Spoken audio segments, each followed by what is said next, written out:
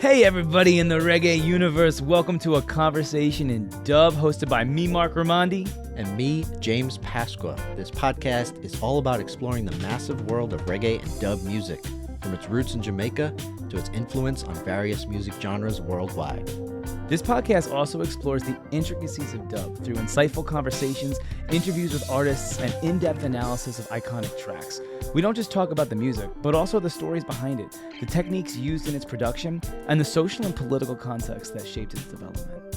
Our goal is to promote mindful listening, taking you, the listener, on the journey the artist intended. Through this process, we hope to introduce you to new music or give you a new insight on music you already know and love.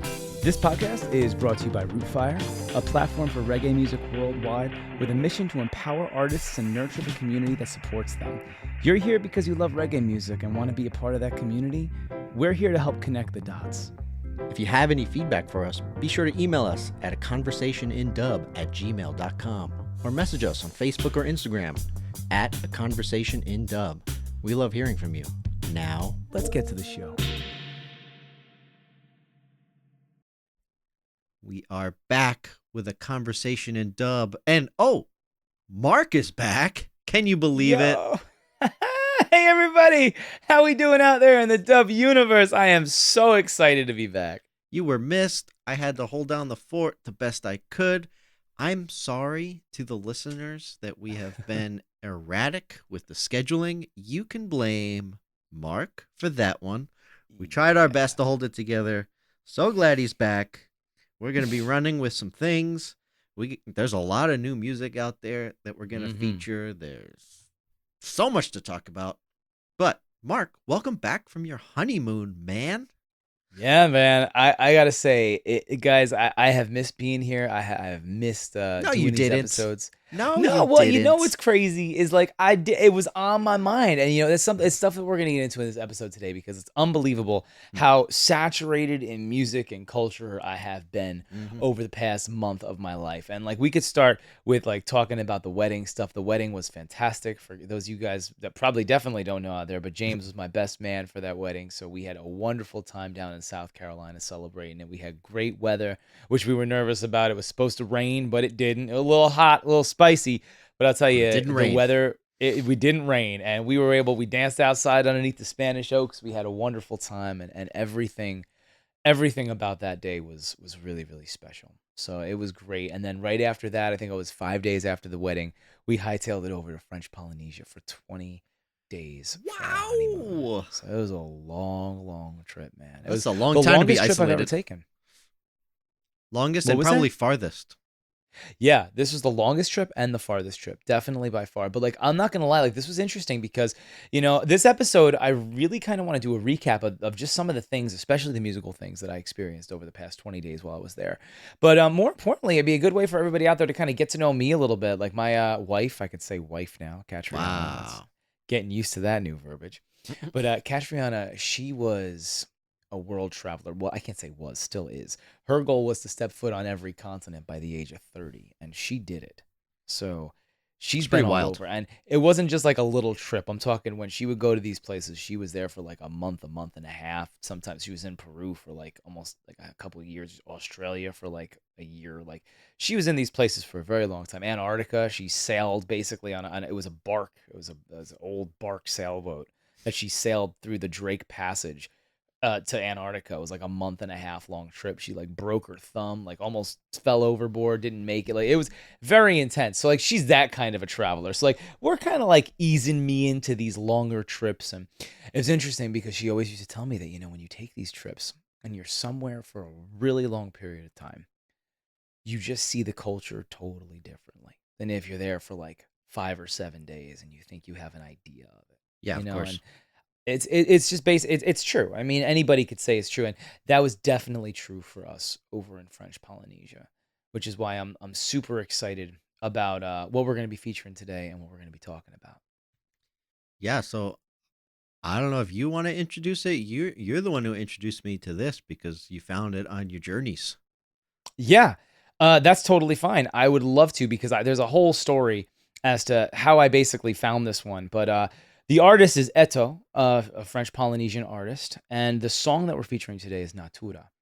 And you know what? It's just a really awesome summer jam, which, right now where you and me are getting into this episode, it's kind of cool to kind of break in that summer jam. So, how about we just dive right into it and then we'll just get into the story after? Sound good?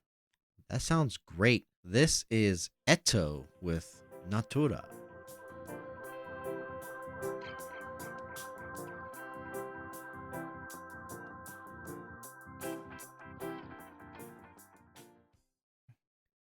That was Natura by Eto. That's a vibe right there. That is a vibe. That is island vibes at its finest. And, like, I love it because it's just, it's really difficult to describe how in touch and how connected music and culture is over there. It's different. It really is. Like, it's almost difficult to find someone who's not a musician, and if they're not a musician, they dance and they've Mm, practiced their dance of their culture their entire life, mhm. you know.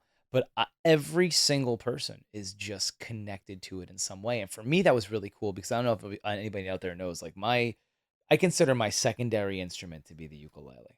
Like, I love ukulele. I've been playing it for a long time, and that connected me to so many people while we were over there.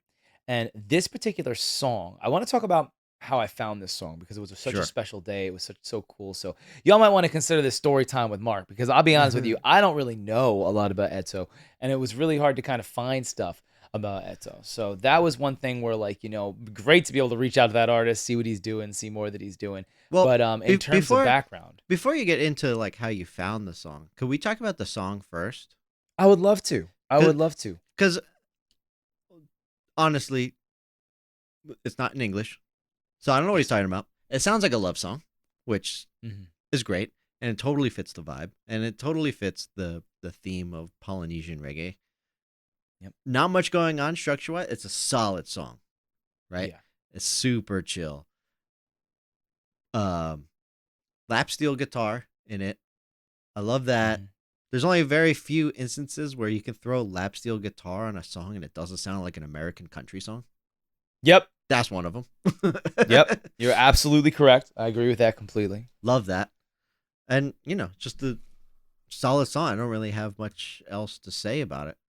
No, you know what I loved about it too? I loved the chord structure because it did have some really interesting changes in there too. It was nothing too crazy. It was nothing like out there. It was a standard kind of like verse, chorus, bridge, chorus kind of Uh-huh. structure to it. You know what I mean? But it set the tone and it set the ambiance. And I For think sure. like that tone and the ambiance is just something that's carried through every day, everywhere you are when you're over there, which is such a really cool thing, you know? Yeah. And, from what I understand, um, that part of the world got reggae music in like the 70s and the 80s when Bob Marley was really spreading across the globe, and they kind of latched onto that, and they probably because they suffered the same sort of stuff that was happening in Jamaica, like colonialism, and they Yeah. latched onto it and brought their own spin on it because they brought their local language or their native instruments, and they have their own spirituality that they put on it. So it's definitely under the reggae umbrella, but it's so different from Jamaican reggae, and you can hear it right away. It's not Oh, yeah. Jamaican, it's not American, it's not Japanese, it's Nope. Polynesian. Yeah, and you're absolutely right. It's very distinct. And it really does just kind of put me like right back in there, which is crazy when you hear it.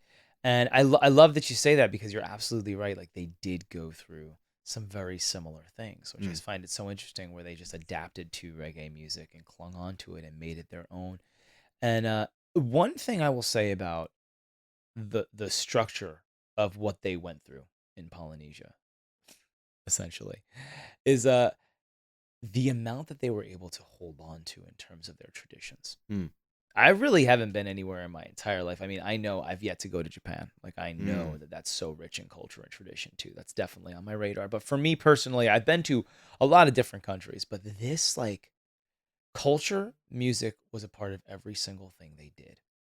and it was really refreshing and really, really cool. I mean, you have people that are going to pick you up in the morning to take you on a snorkeling tour, and they're coming with a ukulele or a djembe, or they take you back to hang out with their family who all plays different instruments. They all sing. So you're just greeted everywhere with music. And it was such an awesome way for us to make connections. And it was really, really cool. So to get into this particular track, it was really funny how I came about it. We had to take a ferry from, I believe it was Tahiti to Bora Bora was where we were going. Oh, Oh, no, so relatable. my apologies. Raiatea to Bora Bora because Oh, we were so in sorry. Tahiti, and then we went from Tahiti to Raiatea, and then we were on a ferry from Raiatea to Bora Bora. And I remember that because the first ferry from Tahiti to Raiatea was so smooth. We sat on the top of the ferry. I was like, seasick? Who gets seasick? This second ferry, every ferry ride got worse after that. Like it just got progressively because the weather on the days that we traveled got worse. And this particular one started out beautiful. We're on top of the ferry. There was a couple people there, and there was this kid who had a JBL speaker who was blasting this track. And I was like, yo, this is some Polynesian. Like, my goal was to discover some different Polynesian artists and reggae and songs that I hadn't known. So I went up to him. I approached him. I was like, bro, I was a shot in the dark hoping that he spoke English, which he did. He spoke pretty good English. And I asked him, I was like, man, I'm just looking for this song, looking for this track because, I co host a podcast and it's all about reggae music. I'd love to feature something that I find here. And he told me what it was. I looked forever. I was like, oh yeah, I kind of like nodded and what it was. And I got it, but I couldn't find him for the life of me. So then I came over to him. I was like, can you type this in? He found it on Spotify for me and everything. And that was that. We really speak. And the weather got crazy. Mm. And they told everybody to come down into the cabin. And I did. I was starting to get really seasick. So I was like, you know what? Forget the rules. I'm going back up to the top because I can't take it. It's hard. It's hard for me to feel bad for you in this situation. I know, no sympathy whatsoever. But I go up. I mean, I'm getting seasick, but these like on crystal blue waters, like okay, Oh, sure. big whoop. But so I'm sitting up there on top of this ferry, and it's just me and this kid, and the waves are getting wild. Like I'm talking, like we are getting saturated. And he comes over to me, and he's like, better to not be lonely. Let's just hang out. And I'm like, you know what? It's like a 2-hour long ferry left. Like it was a 4-hour total. It was like halfway through. So I was like, why not? I got to know him. Turns out I asked him, how'd you learn English? Because he wasn't old. I mean, he was definitely like, I want to say 16, 17 years old. Because I told him I was a piano teacher. And I was like, how did you learn English? And he said, music. He actually learned English by listening to American artists because he loved the music. He loved the sound. And he was coming back to Bora Bora to like, because when they go to high school, they go to a different island and they're there for like a month, 2 months, 3 months, and then they come back. So they're away from home for a while to actually get the education. So he was coming back home from school for the Hava, which is a giant like festival where they have dance competitions and people really like it is incredible. Like we got to watch, we were driving home one night because we rented a car on one of the islands, and when we were driving home we saw a group of kids practicing for it, and we pulled over on the side of the road just to watch it because it was intense. And like I'll say, like when you go to like the resorts, because we did go to the resorts, they give you like little Polynesian dances and like at the buffet and you can watch it. That was not even a quarter as intense as what these kids were doing. Like when I saw this, it was the real deal. I was like, yo, this is wild, And that was free on the side of the road versus those buffet ones where you got to pay like $60 a plate to watch the show. So what is it, a dance, or is it like the haka in New Zealand? So the dances that they do is kind of like a combination of the haka with their traditional moves, and they flow it in with the traditional moves of what the girls do, and they finish it off with some fire dancing, which is always fun. And like their fire shows, nothing compared to what I've seen here. Like it is intense. Like, how we have like the fire eaters where they like swallow some alcohol and spit it on the fire? These guys have a full lit torch. They open their mouth and they just stick that torch on their tongue for 10 seconds. And then when they pull it away, there's fire left on their face and they're not burned. And I have no idea how they do it. Like they just do fire better over there. Yeah, they're built different. I watched a man husk a coconut with his teeth. I watched another man crack it open with his fist and then bust his hand open, and they just eat the coconut. That's just what they do. Like they're built different over there. But it was an amazing conversation that I had with this kid, and from that moment, I wanted to like share this song. I wanted to share a little bit of Polynesian culture out there through this podcast. And you and I were talking the other day about some ideas of doing possibly some collaborations with different people that I met there. Because when I tell you, Music was sewn through every little thing that I did there. It was wild. Like I said, tours with people playing ukulele, right down to I got a Tahitian ukulele. Cat got me a Tahitian ukulele while we were over there. And a Tahitian ukulele for everybody out there that might not know. Regular Hawaiian ukulele that you're probably used to seeing when you hear the word ukulele, it's what you picture in your head. It's small. It's got 4 strings, right? And it kind of looks like a little mini guitar. Tahitian ukulele is very different. It's mostly made out of solid, like a solid wood, rather than having a hollow body. It's a little bit longer, and instead of having 4 strings, it has 8 strings. It doubles each one of the strings that are on the ukulele, similar to how a mandolin works. Or a 12-string guitar. And yeah, and the strings, the tuning, it's the same tuning as a ukulele, but the 2 middle strings have to be an octave higher because the strings are actually made out of fishing line, monofilament fishing line, and because they're all the same exact width, you had to adjust the octaves of the tuning to actually achieve it and make it work. Hmm. Wild. So totally different sound, but a beautiful instrument. And I walked into a shop where there was an old man, this old Tahitian man, and he's just sitting down. He had a ukulele in his hand, so I picked up a ukulele and I played a chord. And he looked at me and he played a chord. And then he played a new chord, and I came and played the same chord at him. And then he just starts breaking into this Tahitian song, and I'm following with him, and we are jamming. And we jammed out with like 3 different songs. He didn't speak a word of English. He spoke mostly Tahitian and French, and that was it. And he gave me a big hug after that. Turns out he was a ukulele teacher down there, and that was when I was like, yeah, this ukulele is my ukulele. Like, I have to come home with this. And that's Spoke exactly what only through happened. music. Yeah, it was really special, and the whole trip was wild because the same connection they have to their music, they have to their animals. We got to swim with giant manta rays the size of an SUV. It was incredible. I watched a man grab the dorsal fin of a shark and ride it underneath a boat, which was possibly one of the most incredible things I've ever seen. I'll skip. And yeah. It was. I'll tell you though, no matter how many times you swim with sharks, you don't really get used to seeing a dorsal fin come at you and then looking underwater and seeing the head of a shark looking right at you. Oh yeah, It's all the freaky. times that I've swam with sharks, I thought the same thing. I can count them on my hand. Well, now what's crazy is I don't think I can count it on my hand anymore. But Oh when I went God. there, it was a big old 0. It was a big old goose egg. I had never done it. So the first time we jumped in shark infested water, there was that voice in my head saying, "This is stupid. Like, this is not what you're supposed to do." But I'll tell you, a planned shark is so much better than a surprise shark. Like when you're jumping into shark filled waters versus like when you just go out to snorkel at 10 o'clock in the morning and you're just doing your thing and you just see a couple little fish and you turn a corner, you're like, that's a big shark. Like that is not fun. And that happened so many times when we were out there, which is wild. We swam past a big moray eel. It was huge. It was Ugh.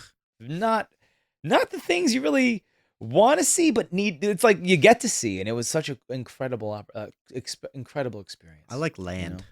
I like land. I'll take Yeah, land animals.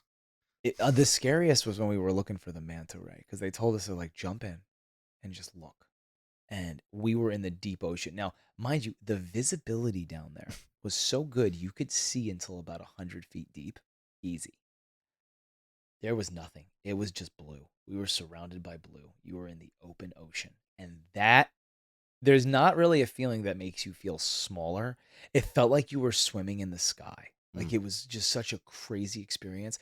And then from the depths of the ocean, you see this giant manta ray come up from the bottom. And it comes right underneath. It's weird. It is, I'll tell you, it is an exhilarating experience, but definitely something that I could say is probably not for everybody. But what a thing. Not for me. For anybody who knows me knows I don't like the water. I don't like No. going underwater, especially in No. the ocean. No, You thank would have you. hated this, bro. I'll be on You the would have beach hated it. drinking all sorts of tiki drinks. Thank you Oh very much. yeah, oh yeah. I'll tell you though, the worst is when you're on the beach drinking those tiki drinks, and then you jump in, and Nope. then you see a shark. You're like, I am not sober enough for this. That also happened. This is one of those things where not where you want to be, but it was incredible. We swam over schools of stingrays. I was hugged by a stingray. She actually swallowed my pinky, which was really scary, and then Oh. took it right out. She was fine. That was an experience. Okay. It Still play was piano? crazy. Yeah. Okay. Yeah. Oh, I was nervous. I was like, of all the things, she had to go for the hand, which was really funny because our tour guide who was kind of with us was like, "Watch out for your banana. They suck very hard." And he was not Wow. lying. Like, man, I couldn't even get that pinky out. I was like, by the time I got my pinky out, and he Wow. sounded like he was talking from experience. So it's Okay. dangerous waters out Sounds there. like it.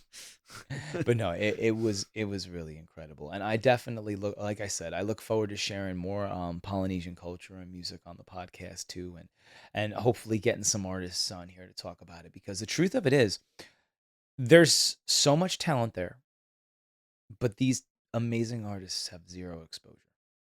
They really don't have a way of understanding how to have that exposure. I'm not You know. sure. I'm not going to speak for anyone or especially any culture. But do they want that? No, I think that's now that's a very good point. They make music for a different reason. It's not to get noticed and be famous and It's just be that. it's They make because it because they it's a part of them, yeah, you it's know? just there. And you're absolutely right. And like that's something like I wanted to get to. It's like it's different. And the Yeah. music hits different too because everybody who sings it, everybody who plays it is putting something into it, Mhm. you know? And it's just such a special thing to shed light on. And like there were Chad was an awesome friend that we met down there who was one of the tour guides. He's the one that husked the coconut with his teeth, and he's an amazing singer, has an amazing voice, and he performs in these bigger stages and bigger events in Tahiti, and he does like there's these artists that do have the dream of like going and making it bigger, coming to the States, doing bigger shows, and they have the talent to do it, but it's a little bit harder to have the means. I mean, you got to think it's Of all the course. way on the other side of the world. I can't even get there. That's what I mean. That's what I mean. So like if Catriona didn't save up her miles for 6 years, we wouldn't have been able to get there either. And it's not an easy thing to do. But I think one of the blessings of being able to travel and also one of the blessings of having a platform like this podcast is, we get the ability to discover some hidden gems in the world. And if it's worth talking about, we can take a second and really talk about it and acknowledge it. If not to give these artists a platform, but to shed light on the good they're doing and the difference they're making by making their music and the message they're sending by keeping it close to themselves and keeping it close to their culture, which is such a cool thing. For sure. Um I don't know if you're aware of this, but uh Las Vegas is considered the ninth island because of all of the Hawaiians that have moved to the States, emigrated to Las Vegas. I don't know the full history as to why. It's probably not a good reason to start with, but there's a huge Hawaiian culture here. Hawaiian, I believe, is technically part of the Polynesian part of the world. It Um, is. so we get a lot of that influence here. And they have the Hola Fest in Las Vegas, and a lot of Hawaiian acts like J Boog and the Green play there, but Yeah. also artists from, I'm sure, French Polynesia or New Zealand or Yep. Guam playing there. It's just really cool that that culture in this part of the world is being played right here. Well, you know what's wild about that too? Like, it doesn't surprise me that this, like, they say energy and stuff like that is contagious. That culture is contagious. Mm. It is absolutely contagious. You go to these places and you hear the word mana, and like that being the spirit of the lands and things like that. It's something you can feel. And being there for as long as I was there, it's something that you can feel. It's connected to the people. It's connected to their music, their food, their culture, their relationship they have with nature, the relationship they have with their animals. It's unreal being in a place where you feel such a responsibility to preserve and keep well everything that's around you because it Mm. matters. It matters to the people. There was a storm. We were on a little island called Wahine. And it was possibly one of my favorite islands. The best burger I ever had in my life was in Wahine, and it was funny because it was made by a girl who lived in California. Her name was Izzy, and she just left everything to like go and live in Wahine, and she opened up a California burger joint, and it was a shrimp bacon wrap burger with cheese Big Mac sauce on a homemade bun, and I gotta say, it was incredible. So big shout out to Izzy's. But the rest of Wahine, it was crazy. I felt like we were maybe one of 6 tourists on the entire island because this island was very untouched. And there was one night where it was a big storm. It was a very big storm, and it was kind of cool because Kat and I were in a little shack, and the first half of our trip we were kind of roughing it because we had to choose. Like, either we were staying in a place with an air conditioner or a bathroom door, but it never had both. So we had to choose. This particular place had a bathroom door, which was lovely. No air conditioning, but Oof. it was right on the beach with the ocean. We had our own private beach and entrance to, like, and just walk right into the ocean where we snorkeled every day. It was gorgeous. And like right from where the bed was, you were able to see, like, we were right, literally, it was like we were on the beach seeing palm trees and the ocean. So you can watch the storm come in, and we were watching it come in. Storm was wild. The next day in the morning, all businesses were closed because every person stayed home and cleaned the streets It's and the beach. just how it's done. Why? I've never seen anything like it in my life. I mean, everything stopped. They spent till maybe 11 o'clock in the morning, and then they cleaned everything. The beaches look spotless. Literally, there's everybody that lived on the coastline was out there raking the beach to clean up the beach. And they were sweeping the streets, cleaning their yards. And by 11 o'clock, everything was put back together, business back as usual, things opened up. And I was like, wow, that's kind of wild. How is that any different than the Jersey Shore, Mark? It's always let me tell spotless and you, clean. let me tell you, if anybody in Polynesia is listening to this, that was a joke. It's very different. That does not happen here. That does not exist here. That is not a thing that happens here. You know what I mean? I'm like, and even for me, it's so funny because I find myself, if there was a giant storm and I was expected to go out and clean the street, I'd be like, then why am I paying for all these taxes and all this stuff? It's like, I would put up an argument. Like, I wouldn't do it. These people, it was like, oh, another storm. This is what we do. And they all just worked together to just make everything in tip-top shape. Like, it was just routine. And I just thought it was such a really cool way of living, and it was a cool thing to see, you know? So That's an important piece that we just don't do here. no, I mean, they have this relationship with their island, and they believe, and it's not a belief, it's the truth. You know, they take care of the island takes care of them. A lot of the stuff they have there, they're very self-sustainable Mhm. over there from the stuff that they have from the island. And they have the we had an amazing experience where we went out with the coral gardeners. I don't know if anybody out there is familiar with it. It's the same company that was blown up by Jason Momoa, who's been over there. He actually owns one of the coral reefs over in Bora Bora that we swam over, which was really, really cool. But he's done a lot of work promoting coral gardeners, and this is a company, a small company that literally just started with two kids, about how they are preserving the reef and rebuilding the reef so that it will continue to populate the coral and protect the islands, because the reefs are really what protect all these islands. I mean, I'd never really seen a break before where you kind of have the ocean and then it hits the lagoon, and then it's a mile pretty much, or like half a mile until land. Such a really cool thing to see, because you could just walk out half a mile in the ocean and it's still waist deep before you hit the break, and then the oceans come over the break. And we actually went out with these coral gardeners. We got to like brush some of the ropes with the coral and everything, and got an experience with that because we wanted to volunteer and do something that was giving back over there because of everything that, you know, we felt like we got from the island. And it was such a cool experience to see how invested these people are in just preserving their lands and preserving everything. And they're not just invested like, oh, well, you know what, we're going to donate to this and make it work. Like, they're out there doing the work. Like, they're doing the reps. And I thought that was the coolest thing. It's like, it's one thing to say you support something, it's another thing to throw money at it, but it's also another thing to be like, I'm going outside and I'm cleaning this up with my community today. And Oh yeah, it's very cool. I like it. Yeah, so it was a wonderful trip. I know that as we do more episodes, I'll share some more, and hopefully we have some more Polynesian artists we're going to be able to share, and hopefully we'll be able to get a little bit more information from Eto. And the interesting thing about the kid that I met on that ferry, his name was Natura, which was also the Ah, name of this track. that's why he was playing it over and over. Yeah, well, it was interesting. I It's just his thought it theme was like a song. crazy coincidence. So, I don't know, out there in the world, I know Natura's living over in Bora Bora, and if there's any chance he gets a chance to hear this, just know that that was a wonderful talk, and it was a wonderful experience, and an honor to get to know you, bro. So, really cool experiences all around, and a nice reminder, like, guys, if you go out there and you travel, right, talk to people, learn what's there, see what's there. You know, everybody has such an interesting story, and the only way to really understand culture is by being in it, seeing it, experiencing it. You know, it was interesting because I went over there, and yes, I had a hamburger when I was in Huahine, Well, and it was a that's shrimp burger. because It was shrimp burger, but it was also because I had been eating raw fish for about 7 days straight. It was like one of those things where I was like, I just need to have something that is not a poisson cru, which is actually now one of my favorite dishes that I've been making over here.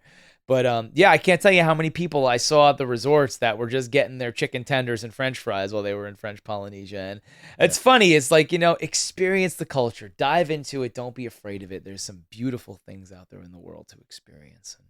And this trip was definitely it was one of those life-changing trips. It brought me back to music and connected music to spirituality for me, which was so cool. And we're going to hear more about that as we go through. But more importantly, man, I'm just excited to be here with you and get to dive into some more music and see what we unfold over these next chapters. Hey, we did it. We did an episode for the first time in 2 months. That's wild. Time to keep this back regular, guys. Yeah. This is the craziest break we ever took since we started, and I didn't like it. I don't like it. No.